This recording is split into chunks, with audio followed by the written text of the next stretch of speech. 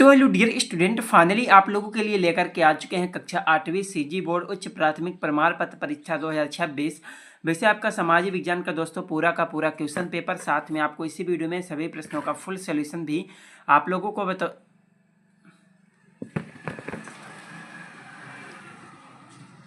शुरू करते हैं। तो हेलो डियर स्टूडेंट, फाइनली आज की इस वीडियो में आपके लिए लेकर के आ चुके हैं सीजी बोर्ड कक्षा 8वीं विषय आपका सामाजिक विज्ञान का उच्च प्राथमिक प्रमाण पत्र परीक्षा 2026 का दोस्तों पूरा का पूरा आपका कंप्लीट क्वेश्चन पेपर आप लोग ये देख सकते हैं। साथ में आपको इसी वीडियो में सभी प्रश्नों का फुल सोल्यूशन भी आप लोगों को इसी वीडियो में बताने वाला हूं दोस्तों। आप लोग यहां पर देख लीजिएगा, फुल सोल्यूशन आपको इस वीडियो में मिलने वाला है। तो आज की इस वीडियो को आप लोग पूरा कंप्लीट तक देखकर सभी प्रश्नों को अच्छी तरह से दोस्तों एग्जाम से पहले सोल्व जरूर कर लीजिएगा। तो आप लोग देख सकते हैं पेपर आपका 80 नंबर का आने वाला है, समय आपको 3 घंटे का मिलेगा। तो चलिए सभी प्रश्नों को सोल्व करके जल्दी से देख लेते हैं। तो दोस्तों इसमें आपका सबसे पहले आपको निर्देश आपको देखने को मिलेगा, सभी प्रश्न हल करना अनिवार्य है। प्रश्न क्रमांक 1.1 से 1.15 तक वस्तुनिष्ठ प्रश्न आपके पूछे जाएंगे। तो आप लोग देख लीजिए दोस्तों, आपका ये कुछ इस तरह का निर्देश आपका रहने वाला है। एंड उसके बाद आपका आता है वस्तुनिष्ठ प्रश्न, जो कि आपसे 15 नंबर का पूछा गया। प्रत्येक प्रश्न के लिए आपको 1 अंक मिलेगा। तो इसमें आपका सबसे पहले आता है प्रश्न नंबर 1, जिसमें आपका पूछा गया है सही विकल्प चुनकर लिखिए। तो पहले का पहला प्रश्न आता है, निम्नलिखित में से मानव निर्मित संसाधन कौन सा है? पहला खनिज, दूसरा चट्टान, तीसरा मशीन, चौथा मृदा। इसमें आपको लिखना है दोस्तों, पहले के पहले का राइट आंसर हो जाएगा तीसरा नंबर मशीन। क्या हो जाएगा? मशीन।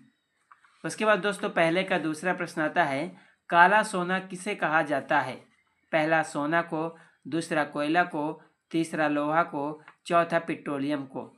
तो इसमें आपको लिखना है दोस्तों, पहले के दूसरे का आपका राइट आंसर हो जाएगा आपका चौथा नंबर पेट्रोलियम। क्या पेट्रोलियम को काला सोना कहा जाता है?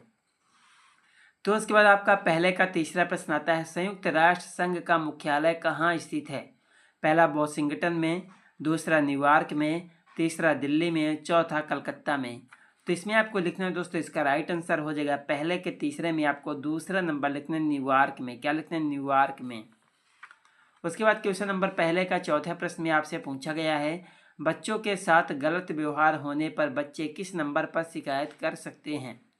पहला 1098 पर, दूसरा 1089 पर, तीसरा 1008 पर, चौथा 100 पर।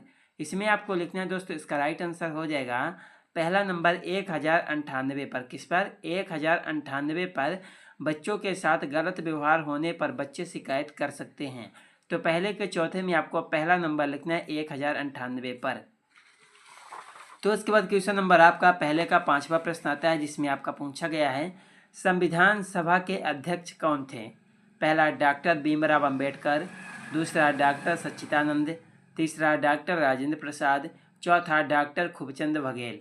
तो इसमें आपको लिखना है दोस्तों, पहले के पांचवे का आपका राइट आंसर हो जाएगा संविधान सभा के अध्यक्ष डॉक्टर राजेंद्र प्रसाद थे। कौन थे? डॉक्टर राजेंद्र प्रसाद। तो पहले के पांचवे में आपको लिखना है तीसरा नंबर डॉक्टर राजेंद्र प्रसाद थे। उसके बाद पहले के छठवें में आपसे पूछा गया दोस्तों, वंदे मातरम के रचयिता कौन थे?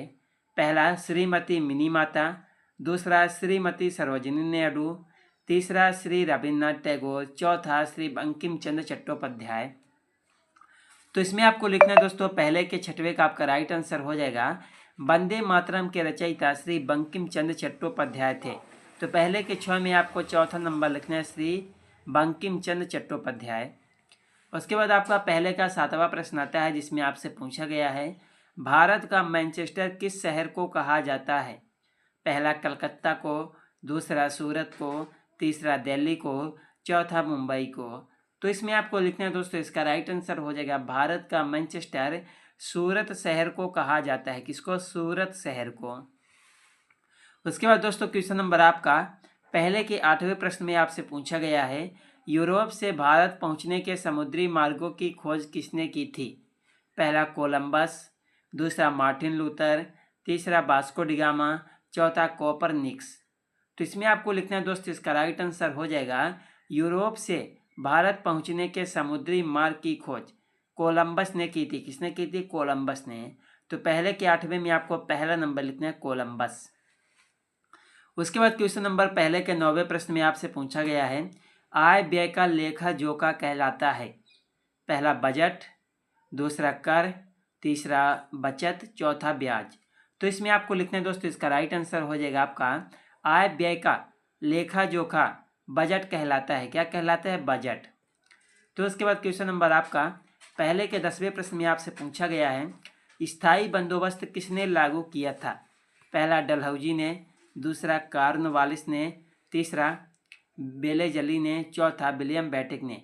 तो इसमें आपको लिखना है दोस्तों, इसका राइट आंसर हो जाएगा आपका स्थायी बंदोबस्त कॉर्नवालिस ने लागू किया था। किसने? कॉर्नवालिस। तो इसमें आपको लिखना है दोस्तों, कॉर्नवालिस हो जाएगा आपका दूसरा नंबर।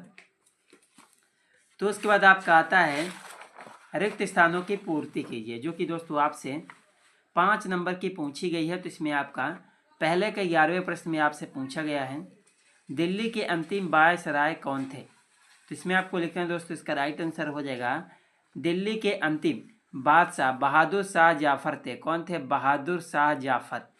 तो पहले के 11वें में आपको लिखना है बहादुर शाह जाफर। एंड उसके बाद पहले के 12वें में आपसे पूछा गया है, डॉट डॉट को भारत का लौह पुरुष कहा जाता है। तो इसमें आपको लिखना है दोस्तों, सरदार वल्लभ भाई पटेल को भारत का लौह पुरुष कहा जाता है। क्या? सरदार वल्लभ भाई पटेल को भारत का लौह पुरुष कहा जाता है। तो उसके बाद दोस्तों पहले के 13वें में आपसे पूछा गया पुलिस नियंत्रण का फ़ोन नंबर डॉट डॉट है। तो इसमें आपको लिखना है दोस्तों, पुलिस नियंत्रण का फ़ोन नंबर 100 है। क्या? 100। तो इसमें आपको लिखना है दोस्तों 100। उसके बाद दोस्तों क्वेश्चन नंबर आपका पहले के 14वें प्रश्न में आपसे पूछा गया है, पटसन को डॉट डॉट भी कहा जाता है। तो इसमें आपको लिखना है दोस्तों, इसका राइट आंसर हो जाएगा पटसन को सुनहरा रेशा भी कहा जाता है। क्या? सुनहरा रेशा। तो इसमें आपको लिखना है सुनहरा रेशा। तो उसके बाद आपका पहले के 15वें प्रश्न में आपसे पूछा गया है, डॉट डॉट उद्योग विश्व के प्राचीनतम उद्योगों में से एक हैं। तो इसमें आपको लिखना है दोस्तों, इसका राइट आंसर हो जाएगा आपका सूती वस्त्र। क्या लिखना है? सूती वस्त्र। तो पहले के 15वें में आपको लिखना है सूती वस्त्र। तो उसके बाद क्वेश्चन नंबर आपका आता है अति लघुत्तरीय प्रश्न, जो कि दोस्तों आपसे 12 नंबर का पूछा गया। प्रत्येक प्रश्न के लिए आपको 2 नंबर मिलेंगे। तो इसमें आपका प्रश्न नंबर 11 में आता है, आयकर किसे कहते हैं? तो चलिए दोस्तों आपके प्रश्न नंबर आपके दूसरे प्रश्न के उत्तर को देखते हैं कि आपको दूसरे प्रश्न में क्या उत्तर लिखना है। तो दोस्तों आप लोग यहाँ से क्वेश्चन नंबर आप लोग दूसरे प्रश्न का उत्तर देखिए। आपका दूसरे का उत्तर है, आयकर वह कर है जो सरकार व्यक्तियों या संस्थाओं की वार्षिक आय पर लगाती है। यह सीधे तौर पर व्यक्ति की कमाई, वेतन, व्यापार, निवेश आदि से वसूला जाता है। तो आप लोग दोस्तों यहाँ से क्वेश्चन नंबर आप लोग देख लीजिएगा दूसरे प्रश्न का उत्तर। तो उसके बाद आपका क्वेश्चन नंबर आपका 3 में आपसे पूछा गया है, सतनाम पंथ के 2 सिद्धांतों को लिखिए। तो चलिए आपके प्रश्न नंबर तीसरे प्रश्न के उत्तर को देखते हैं दोस्तों, इसमें आपको क्या लिखना है। तो आप लोग यहाँ से क्वेश्चन नंबर आप लोग तीसरे का उत्तर देखिए। तीसरे प्रश्न में आपको लिखना है, सतनाम के 2 प्रमुख सिद्धांत इस प्रकार हैं, पहला एकेश्वरवाद, दूसरा समानता। तो आप लोग यहाँ से तीसरे का उत्तर देख लीजिएगा, और अगर आप लोगों को इसका PDF चाहिए तो टेलीग्राम चैनल को जरूर ज्वाइन कर लीजिएगा। एंड उसके बाद आपका प्रश्न नंबर 4 में पूछा गया है, संविधान से प्राप्त किन्हीं 4 मौलिक अधिकारों के नाम लिखिए। तो इसमें आपको लिखना है दोस्तों, इसका राइट आंसर हो जाएगा आप लोग यहाँ पर दोस्तों क्वेश्चन नंबर 4 का उत्तर देखिए। संविधान सभा से प्राप्त 4 मौलिक अधिकारों के नाम निम्नलिखित हैं, पहला समानता का अधिकार, दूसरा स्वतंत्रता का अधिकार, तीसरा शोषण के विरुद्ध अधिकार, चौथा धार्मिक स्वतंत्रता का अधिकार। तो आप लोग यहाँ से क्वेश्चन नंबर आप लोग 4 का उत्तर देख लीजिए। तो उसके बाद आपका क्वेश्चन नंबर आपका आता है 5, जिसमें आपसे पूछा गया है, हमें न्यायालयों की आवश्यकता क्यों पड़ती है? तो चलिए दोस्तों आपके प्रश्न नंबर 5वें प्रश्न के उत्तर को देखते हैं। तो आप लोग यहाँ पर 5वें का उत्तर देखिए, हमें न्यायालयों की आवश्यकता मुख्य रूप से न्याय पाने, नागरिकों के मौलिक अधिकारों की रक्षा करने, कानून की व्याख्या करने और आपसी विवादों जैसे जमीन, व्यापार या अपराधी संबंधी को शांतिपूर्ण या कानूनी ढंग से सुलझाने के लिए पड़ती है। तो आप लोग देख लीजिए दोस्तों, आपका ये 5वें का उत्तर है। तो दोस्तों उसके बाद आपका आता है क्वेश्चन नंबर आपका 6, जिसमें आपसे पूछा गया है, आप लोग दूसरे के गंदे व्यवहार और हरकतों से बचने के लिए कौन कौन से 4 काम करेंगे, लिखिए। तो चलिए दोस्तों आपके प्रश्न नंबर आपके 6ठे प्रश्न के उत्तर को देखते हैं कि आपको इसमें क्या लिखना है। तो दोस्तों आप लोग यहाँ से क्वेश्चन नंबर आप लोग 6 के उत्तर देखिए। तो 6 में आपको लिखना है दोस्तों, पहला दूरी बनाए रखना, दूसरा स्पष्ट बात करना, तीसरा बड़ों को सूचित करना, चौथा सकारात्मक संगत। तो आप लोग यहाँ से 6 के उत्तर देखिए, ये आपका क्वेश्चन नंबर आपका 6 के उत्तर है। तो उसके बाद क्वेश्चन नंबर आपका 7 में पूछा गया है। 7 में आपका आता है, यदि समाज में कोई नियम या कानून ना हो तो क्या होगा। तो चलिए दोस्तों, आपके प्रश्न नंबर 7वें प्रश्न के उत्तर को देखते हैं कि आपको 7वें प्रश्न में क्या उत्तर लिखना है। तो आप लोग दोस्तों यहाँ से क्वेश्चन नंबर आप लोग 7वें का उत्तर देखिए। 7वें प्रश्न में आपको लिखना है, यदि समाज में नियम या कानून नहीं होंगे तो पूरी व्यवस्था अव्यवस्थित हो जाएगी, चारों ओर अराजकता फैल जाएगी, शक्तिशाली लोग कमजोरों का शोषण करेंगे और किसी की भी जान माल सुरक्षित नहीं रहेगी। नियम ही समाज में न्याय, शांति और समानता बनाए रखने में मदद करता है। तो आप लोग यहाँ से 7वें का उत्तर देख लीजिएगा। तो उसके बाद आपका आता है दोस्तों प्रश्न नंबर 8, जिसमें आपका पूछा गया है, छत्तीसगढ़ राज्य को छत्तीसगढ़ क्यों कहा जाता है। तो चलिए आपके 8वें प्रश्न के उत्तर को देखते हैं कि आपको 8वें प्रश्न में क्या लिखना है। तो दोस्तों आप लोग यहाँ से क्वेश्चन नंबर आप लोग 8वें का उत्तर देखिए। छत्तीसगढ़ राज्य के नामकरण के पीछे सबसे प्रचलित मान्यता यह है कि प्राचीन काल में इस क्षेत्र में 36 किले गढ़ स्थित थे। इन्हें छत्तीसगढ़ों की संख्या के आधार पर इस क्षेत्र का नाम छत्तीसगढ़ पड़ा। तो आप लोग देख लीजिए दोस्तों, आपका ये 8वें प्रश्न का उत्तर है। तो दोस्तों उसके बाद क्वेश्चन नंबर आपका 9 में आता है, घर पर ऊर्जा बचाने के कोई 3 तरीके लिखिए। तो चलिए दोस्तों आपके प्रश्न नंबर आपके 9वें प्रश्न के उत्तर को देखते हैं कि आपको 9वें प्रश्न में क्या लिखना है। तो दोस्तों आप लोग यहाँ से क्वेश्चन नंबर आप लोग 9वें प्रश्न का उत्तर देखिए। 9वें प्रश्न में आपको क्या लिखना है, घर पर ऊर्जा बिजली बचाने के 3 तरीके निम्नलिखित हैं। पहला, अनावश्यक उपयोग बंद करना, दूसरा ऊर्जा कुशल उपकरणों का उपयोग, तीसरा प्राकृतिक रोशनी का उपयोग। तो आप लोग दोस्तों यहाँ से क्वेश्चन नंबर आप लोग 9वें प्रश्न का उत्तर देख लीजिएगा। ये आपका क्वेश्चन नंबर आपका 9वें का उत्तर है।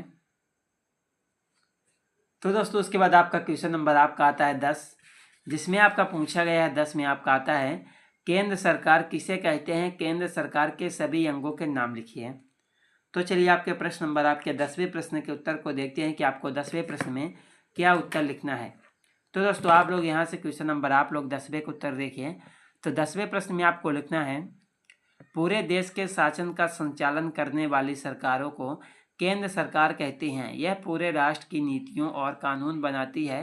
केंद्र सरकार के 3 मुख्य अंग होते हैं, पहला विधायिका, दूसरा कार्यपालिका, तीसरा न्यायपालिका।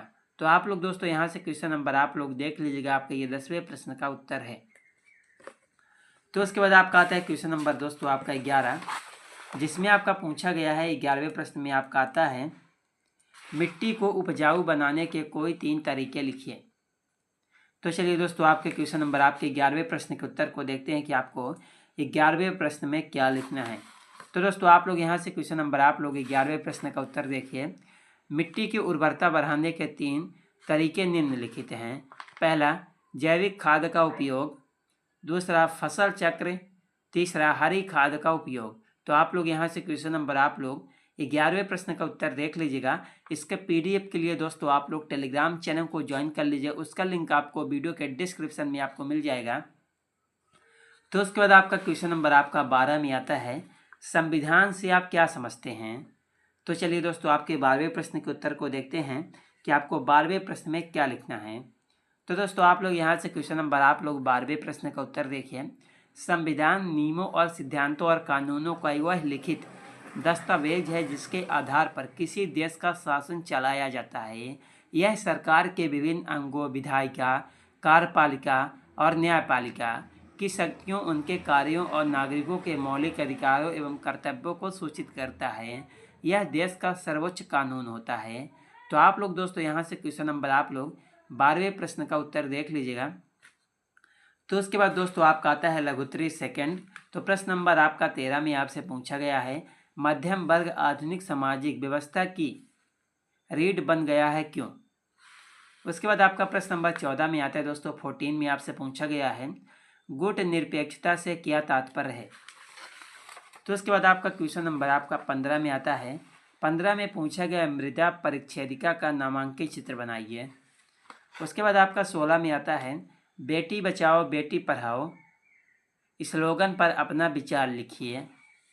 उसके बाद आपका आता है दीर्घ फर्स्ट, जो कि दोस्तों आपसे 10 मार्क्स का पूछा गया है। प्रत्येक प्रश्न के लिए आपको 5 मार्क्स मिलेंगे, 2 क्वेश्चंस पूछे गए हैं। तो प्रश्न नंबर आपका 17 में आपका आता है निम्नलिखित बिंदुओं के आधार पर फसलों के बारे में लिखिए। तो आप लोग देख लीजिए दोस्तों, आपका ये क्वेश्चन नंबर 17 है। उसके बाद आपका आता है 17 के 8वें में आपसे पूछा गया है निम्न बिंदुओं के आधार पर लोक सेवा एवं राज्यसभा में अंतर स्पष्ट कीजिए।